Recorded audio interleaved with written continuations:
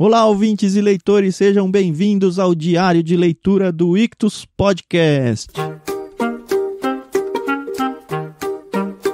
Eu sou o Thiago André Monteiro, @vulgutan no Twitter, e nós estamos no nosso quarto dia de leitura do Macunaíma, o herói sem nenhum caráter, de Mário de Andrade.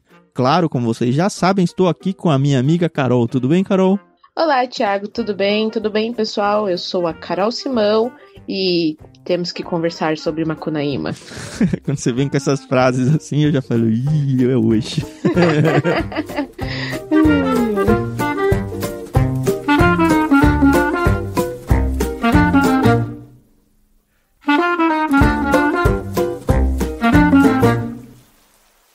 Hoje são 2 capítulos bem díspares, né, entre eles. Sim. O primeiro é Vei. Você leu como Vei ou Véi? Vei. Vei, né? Apesar de ser paulistana, eu li como Vei, não como Véi. É Vei a Sol, porque todos os personagens da natureza nesse livro parece que são personificados. Né? Isso. Bom, então já vamos começar? Vamos lá. A última, o Macunaíma tinha feito um trabalho contra o gigante Piaimã, é isso, né? Exatamente. Ele foi lá pro Rio de Janeiro, né? E acabou participando aí de uma sessão muito bizarra. Uhum. E machucou lá o Piaimã, né? O gigante Venceslau. Mas apesar de que agora nesses próximos 2 capítulos a gente não tem muitas notícias do que aconteceu com o Venceslau Pietra, né? O que eu achei interessante no livro é que os capítulos eles são bem destacados um dos outros. Eles têm dentro de si uma sequência de história até, mas entre um capítulo e outro, parece que o corte é muito forte. Por exemplo, o Macunaíma tá sozinho aqui, nos 2 capítulos. Sim. E cadê os irmãos? A gente já tinha perdido a Iriki pelo caminho. De repente ele foi lá pro Rio de Janeiro sozinho fazer o trabalho de macumba lá. Agora ele voltou. Tá tentando voltar, né?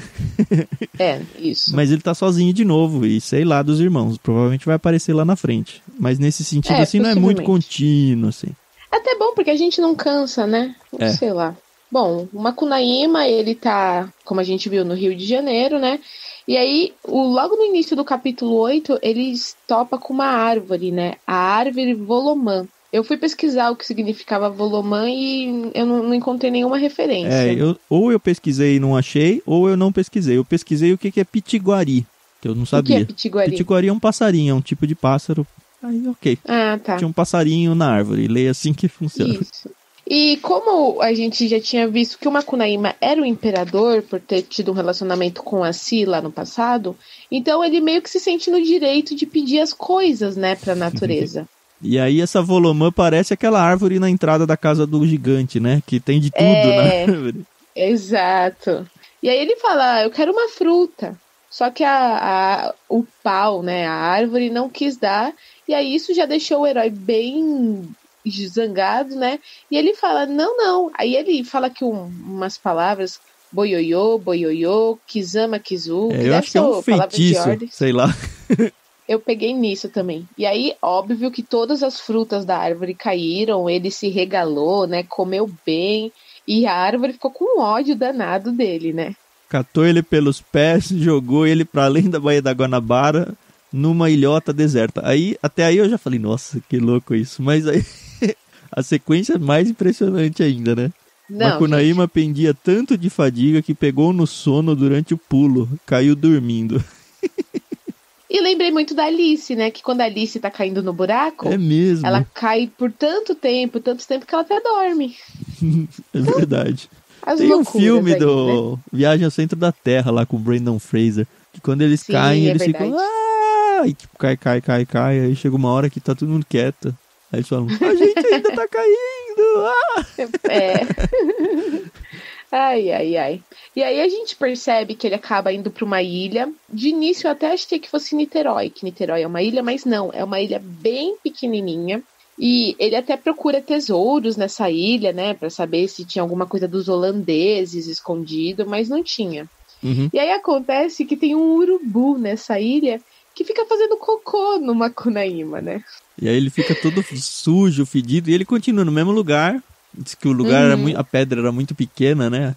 E aí não dava pra Isso. fugir, e aí, enfim, ele até dorme lá e vai ficando todo sujo. Exato. E aí é nessa situação que a gente vê que nasceu uma expressão que até hoje toda mãe usa com os filhos, né? Que é a Kaiuanogi, que é uma estrela da manhã, passou pelo Macunaíma, né?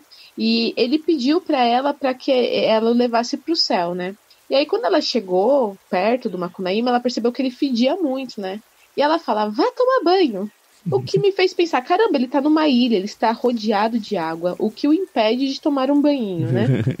Aparentemente aqui ele não vai tomar banho, e aí aparece o Capei, né, a lua lá, que era aquela cobra que ele tinha matado uns Que virou a capítulos lua. anteriores. A cabeça da Isso. cobra, né?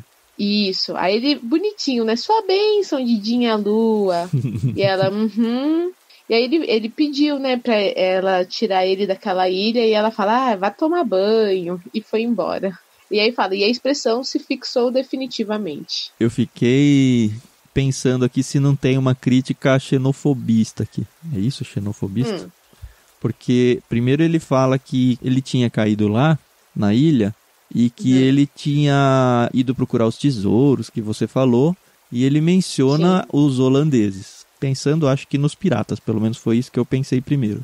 Mas quando ele coloca esse vá tomar banho, ele fala, assim nasceu a expressão vá tomar banho, que os brasileiros empregam se referindo a certos imigrantes europeus. No sentido de que os imigrantes europeus é que são fedidos. Será?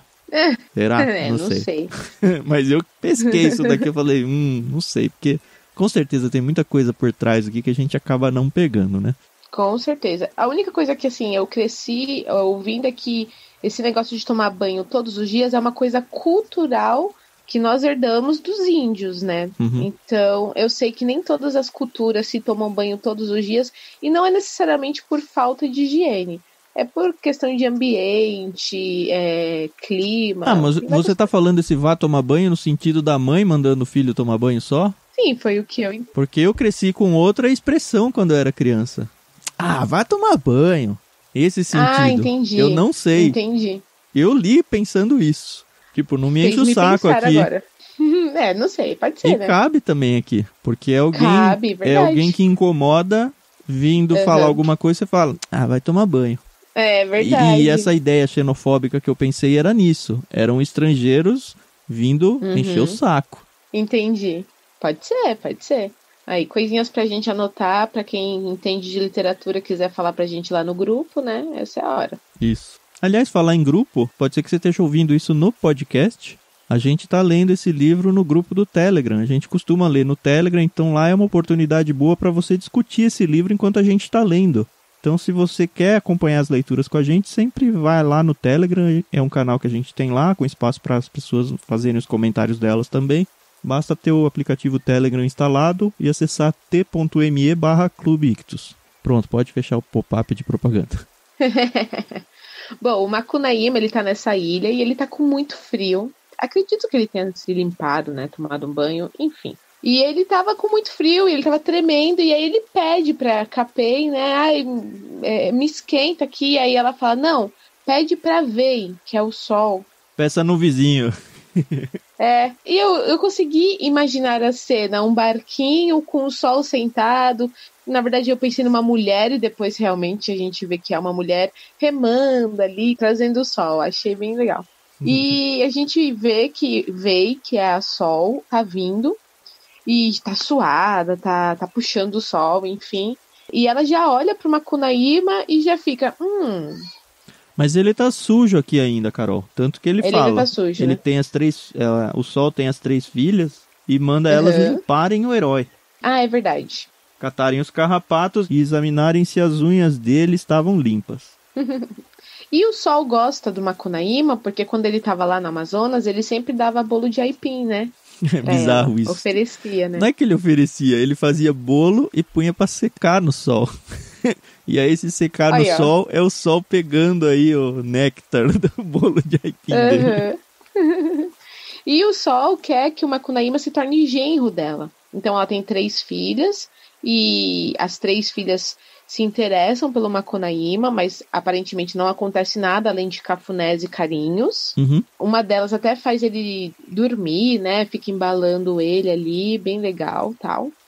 Eu achei engraçado que o Macunaíma quer um pouco de sol, né? Que ele tá com frio, né? É. E ela fala, não vou te dar. E aí as filhas dela agarram ela, ele faz cosquinha na barriga dela, e aí sai o sol. Sei lá o que, pelas costas dela, né? Um fogaréu. Foi ele que fez as cosquinhas? Eu entendi o contrário. Aqui, ó, Macunaíma dando muitos munhecaços na barriga da bruaca, saiu um fogaréu e todos se aquentaram. Eu li esse munhecaço como quase uns socos aqui. Será que foi só um carinho? Agora eu não sei. Munheca pra mim é o punho, né? A pessoa foi, sei lá, não sei. Não duvido. E aí depois que tem o calorão ali, ele fica deitado na jangada, né? E aí ele olha pra tudo e fala, ai, que preguiça. Vida mansa, vida boa.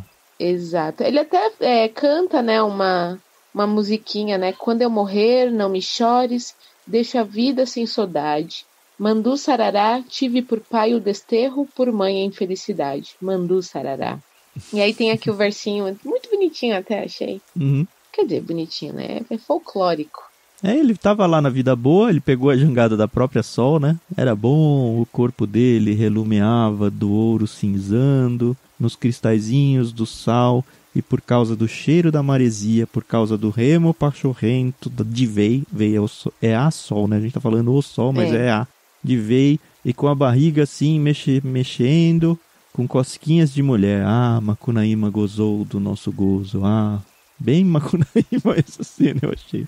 Com a boca rindo num riso moleque safado de boa vida, o herói gostou e adormeceu. E aí a jangada vai pro Rio de Janeiro. Isso. Que ele tá tentando voltar de onde a árvore jogou ele, né? Exato. Então, pelo visto, ele não saiu daquela região ali, né? E aí ele chega perto de um cerradão muito comprido, né? Aí tem o pau-brasil, tem alguns palácios de cor nos dois lados. E aí eu lembro que ali no Rio de Janeiro, que já foi a capital do Brasil, tinha alguns palácios, né, que a família imperial mandou construir e tal.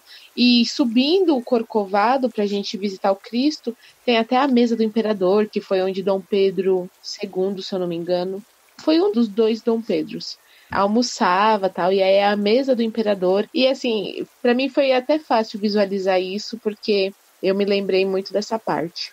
E aí a Sol quer fazer ele genro, né? A Vei. E aí fala, carece de você casar com uma das minhas filhas. O dote que te dou pra ti é Europa, França e Bahia. Aí o Europa demorou um pouco pra cair essa ficha pra mim, então ele vai ganhar a França e a Bahia. A França da Europa. Mas porém, né? Você tem de ser fiel e não andar assim brincando com as outras cunhãs por aí. Aí eu já falei, claro. Macunaíma agradeceu e prometeu que sim, jurando pela memória da minha mãe. Isso ele faz 2 vezes, né? E aí ela sai com as filhas, né? Porque elas querem resolver algumas coisas, sei lá. E ele fica lá, e aí ele fala, que pouca saúde e muita saúde os mares do Brasil são. Ele fica nervoso. Não, mas elas nem saem, né? Fala, nem bem veio com as 3 filhas, entraram no cerradão que Macunaíma ficou cheio de vontade de brincar com Macunhã. Claro, né? Sim. Bom, e aí obviamente que ele começa a cantar as mulheres que estão passando, nenhuma corresponde, até que finalmente uma portuguesa. Uhum. E eu demorei pra entender, eu só descobri que era uma portuguesa quando realmente apareceu a palavra portuguesa. Eu também. E aí ele pegou essa mulher, logo topou com uma que fora varina, lá na terrinha do compadre chegadinho, e ainda cheirava no mais. Um fartum bem de peixe. Pra mim essa mulher fedia, mas tudo bem. Macunaíma piscou para ela e os dois vieram na jangada brincar. E aí eles ficam lá a tarde inteira, assim, nem sei quanto tempo. Até que eles adormecem dentro do barco. O barco da Vei, né? E aí quando ela volta com as filhas, primeiro as filhas olham, né, e falam, caramba, não acredito, por que você fez isso? Eu estava muito tristinho. Safado. Aí elas chamam a Vei, que é a mãe delas, né, e a Sol fica muito brava, né? Ara, meus cuidados, pois não falei pra você não dar em cima de nenhuma cunha não, falei sim, e ainda por cima você brinca com ela na jangada minha, e agora estão se rindo um pro outro. Estava muito tristinho, Macunaíma repetiu. Pois é. E ela fala, se você tivesse obedecido, você casava com uma das minhas filhas e havia de ser sempre moço e bonitão. Agora você fica pouco tempo moço, tal qualmente os outros homens, e depois vai ficando mocetudo e sem graça nenhuma. Isso que ele já perdeu a França e a Bahia, né? Olha só o que o sexo faz na cabeça de um homem, né? Não é? Ah, se eu soubesse. A ela, o se eu soubesse é santo que nunca valeu pra ninguém, meus cuidados. Você é o que é, mas é muito safadinho. Isso sim, não te dou mais nenhuma das minhas 3 filhas, não. E aí ele fala, eu também nem queria. E aí ele vai embora, né? Aí ele vai embora e é legal que ele dá uma cutucada no Rio de Janeiro, né? Essa parte eu gostei. Ó, o pessoal do Rio aí não fiquem bravos comigo, não, tá? Eu também não gosto de São Paulo. Eu só quero voltar pro interior. Ai. Aí veio, acordou os dois, fez presente de pedra vató pra Macunaíma. E a pedra vató dá fogo quando a gente quer. E aí então ele ganhou esse presente e ficou sem casar com as filhas da Sol. Macunaíma ainda passou esse dia brincando com a Varina pela cidade. Foi quando de noite eles estavam dormindo num banco do Flamengo quando chegou uma assombração medonha. Era Mianique Teibé, que vinha para engolir o herói. E aí tem uma micro perseguição aqui, e aí termina aqui então, Mianique Teibé comeu a Varina, que é a mulher lá, e se foi. No outro dia Macunaíma não achou mais graça na capital da república. Trocou a pedra vató, outro presente lá que ele tinha ganho, por um retrato no jornal e voltou para Taba do Igarapé Tietê. Bom, esse é o capítulo 8 e foi bacana. A ele viagem bem dele cara pro Rio. do livro do Macunaíma, né? Cheio de coisas fantásticas, cheio da personalidade do Macunaíma. E a gente muda pro capítulo 9, que é totalmente diferente de tudo, né? Carta para Icamiabas. Eu comecei a ler esse capítulo e eu, quê? Eu até fui no final do capítulo pra ver. Eu falei, bom, é uma missiva e uma missiva é uma carta. Até aí tudo bem. E eu falei, deixa eu ver quem que tá assinando essa carta. Aí a mania da Carol de ir pro fim das coisas. É, gente, paciência. Eu fui no final do capítulo 9 e tava lá, Macunaíma Imperator. E eu, meu Deus, aí comecei de novo o capítulo pra tentar entender. Gente, o Macunaíma, e isso são as minhas impressões, tá bom? Na minha impressão, ele não tem estudo, no sentido de aprender a ler ou escrever. Ele fala errado, porque afinal de contas ele é esse português não formal, né? O português que a gente usa no dia a dia. E ele tá longe da cultura dele, beleza. Aí me começa, as muito queridas subditas nossas, subditos. Eu acho que é um português quase de Portugal aqui, bem arcaico. Então, 30 de maio de 1926, São Paulo. Senhoras. E aí ele me começa com um português aqui que eu falei, gente, isso aqui não é, ao mesmo tempo que é uma Macunaíma, ou pelo menos você percebe que é uma pessoa que é diferente, que eu não quero usar as palavras certas ao falar disso. Mas você percebe que, caramba, o cara engoliu um dicionário. E aí eu lembrei de uma coisa, que quando ele falou que ele queria ser colecionador, que ele ia colecionar palavras latim, sei lá o que, papapi, papapá. Palavras feias, né? É. E aí ele começa aqui com umas coisas, currículo vitae, e não sei o que, o quiloçá. E eu falei, nossa, mano, isso no meio da carta louco. Tem até umas partes que ele fica filosofando sobre a formação da palavra, de tal palavra lá que ele fala. E assim se escreve num lugar, e nesse outro lugar se escreve desse outro jeito. Ele vira um grande erudito aqui. Mas eu acho que isso aqui, Carol, me explicou pelo menos lá no final dessa carta. Acho que o jeito que a gente vai apresentar esse capítulo é bem diferente demais. Não precisa ser linearzinho assim. Eu acho que foi uma crítica até.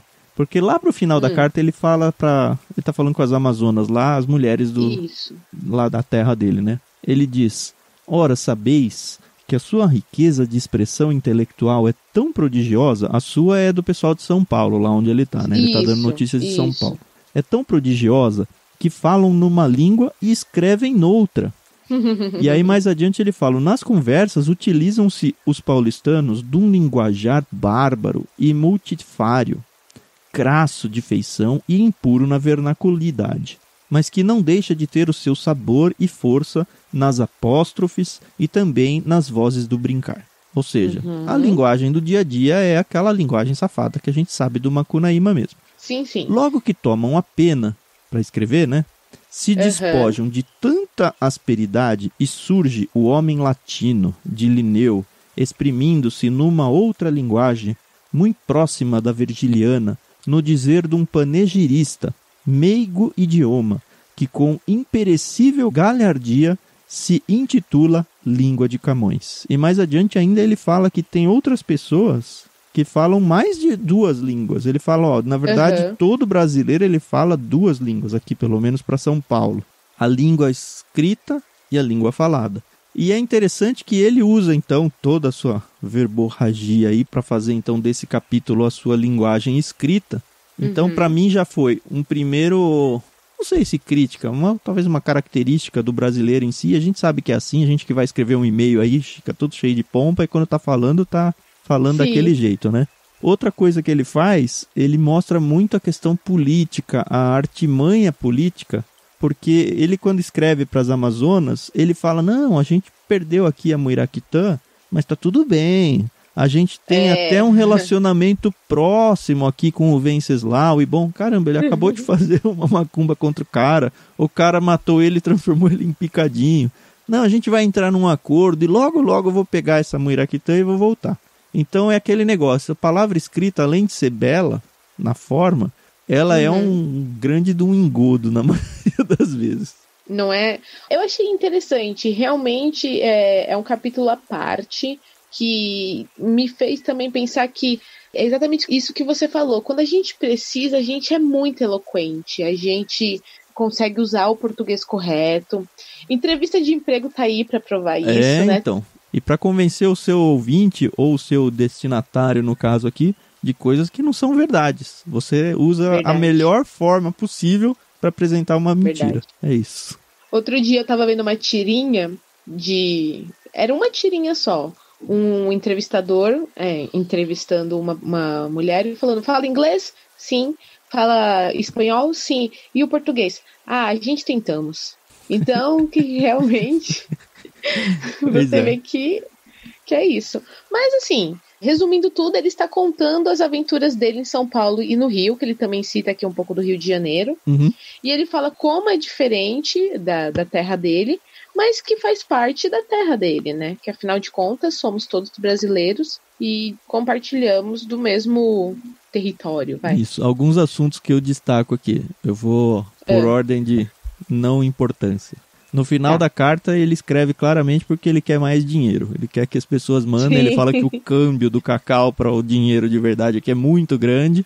E aí ele até fala que com pouco vosto absteme o imperador, e absteme eu já vou explicar daqui a pouco, se contenta. Se não puderes enviar 200 igaras cheias de bagos de cacau, mandais 100, ou mesmo 50. Então ele quer porque acabou a grana dele lá. Outra coisa que a Carol já meio que falou é ele ficar destacando a grandeza de São Paulo, as coisas boas. Ele fala um pouco sobre política, sobre as pessoas se portando em sociedade, que é muito diferente. Isso. E é legal ver esse retrato de uma cidade, lembrando que o Mário de Andrade ele era paulistano, então ele tinha isso muito conhecido, mas ele coloca isso na cabeça de um índio, né? Como que um índio veria e interagiria com todo esse tipo de conhecimento ou situação que se vive em São Paulo. Foi bem legal essa parte, também tá lá mais pro final da carta. E na primeira parte da carta, que eu achei muito a cara do Macunaíma, né? É ele tentando convencer as mulheres lá da terra dele que, olha, aqui tem umas moças que elas fazem umas coisas aqui quando a gente brinca que vocês precisam aprender.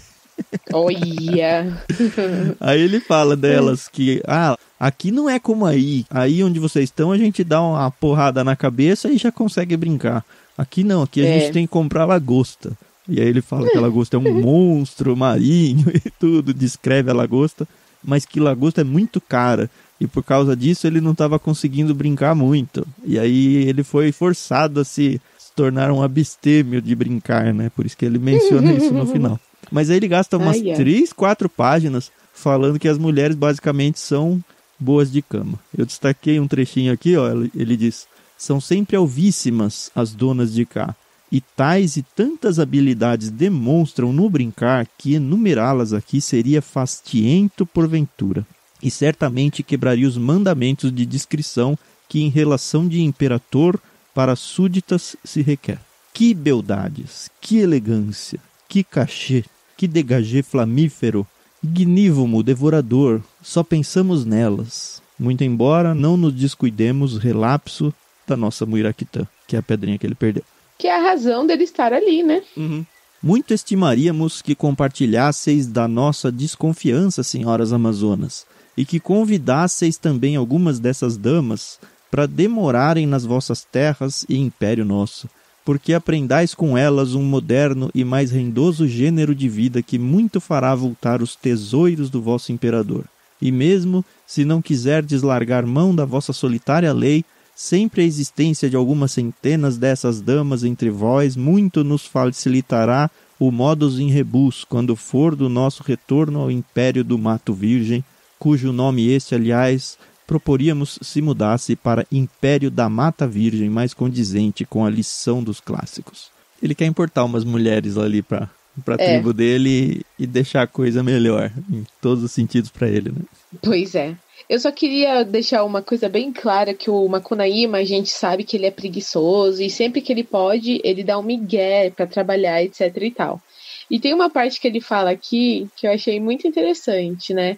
Que é uma das razões, pelo menos assim, a minha família, ela vem do Nordeste, né? E sempre falaram, vai fazer sua vida lá em São Paulo. Tanto que com o Macunaíma, quando tem filho, né? Ele fala, você vai lá para São Paulo. E aí tem uma parte aqui que ele fala exatamente isso, né? Por isso, e para a eterna lembrança desses paulistas, que são a única gente útil do país, Nossa. E por isso chamados de locomotivas, nos demos ao trabalho de metrificarmos um dístico em que se encerram os segredos de tanta desgraça. E aí ele repete aquilo que ele tinha falado para as filhas da VEI. Pouca saúde, muita saúva, os mares do Brasil são. E aí eu lembrei de uma frase de acho que é um filme, O Estranho no Ninho, qualquer coisa do tipo. Muito trabalho sem diversão faz de Jack um bobão. E eu acredito que a gente tem que, se existe ainda isso, a gente tem que parar com essa ideia de que só o paulistano ou só o povo aqui do Sudeste que trabalha.